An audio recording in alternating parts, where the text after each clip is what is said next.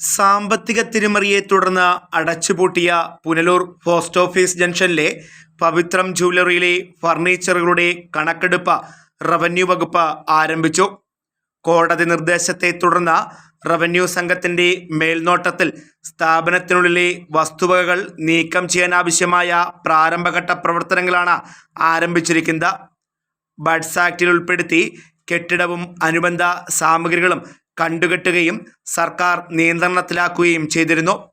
ഇതോടെ കെട്ടിടം മറ്റ് സ്ഥാപനങ്ങൾക്കായി വിട്ടുകൊടുക്കുവാൻ ഉടമയ്ക്ക് കഴിയാതെയായി. കെട്ടിടം വിട്ടുകിട്ടാനായി പവിത്രം ജ്വല്ലറി പ്രവർത്തിച്ചു കൊണ്ടിരുന്ന കെട്ടിടത്തിന്റെ ഉടമ പുനലൂർ അഡീഷണൽ മുനിസിപ്പൽ കോടതിയെ സമീപിച്ചിരുന്നു. ഇതിന്റെ അടിസ്ഥാനത്തിൽ സ്ഥാപനത്തിനുള്ളിലെ ഫർണിച്ചറുകൾ അടിയന്തരമായി നീക്കം ചെയ്യുവാൻ കോടതി പുനലൂർ RDOയ്ക്ക് നിർദ്ദേശം നൽകി. RDOയുടെ നിർദ്ദേശപ്രകാരം പുനലൂർ തഹസിൽദാർ MS ഷാജുവിൻ്റെ മേൽനോട്ടത്തിലാണ് ശനിയാഴ്ച മുതൽ ഫർണിച്ചറുകളുടെയും അനുബന്ധ സാമഗ്രികളുടെയും കണക്കെടുപ്പുകൾ ആരംഭിച്ചിരിക്കുന്നത്.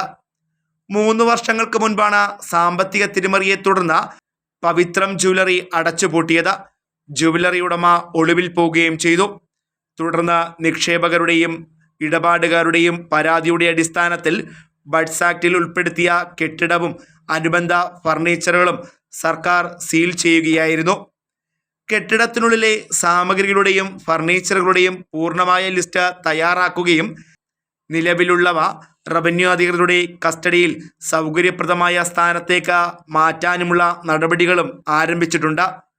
ഒരാഴ്ച കൊണ്ട് കണക്കെടുപ്പ് പൂർത്തിയാകുമെന്ന് റവന്യൂ സംഘം പറയുന്നു. പുനലൂർ റവന്യൂ ഉദ്യോഗസ്ഥരുടെയും പോലീസിൻ്റെയും ക്രൈംബ്രാഞ്ചിൻ്റെയും മേൽനോട്ടത്തിലാണ് കണക്കെടുപ്പുകൾ ആരംഭിച്ചിരിക്കുന്നത്. Fox TV news bureau, Punalur.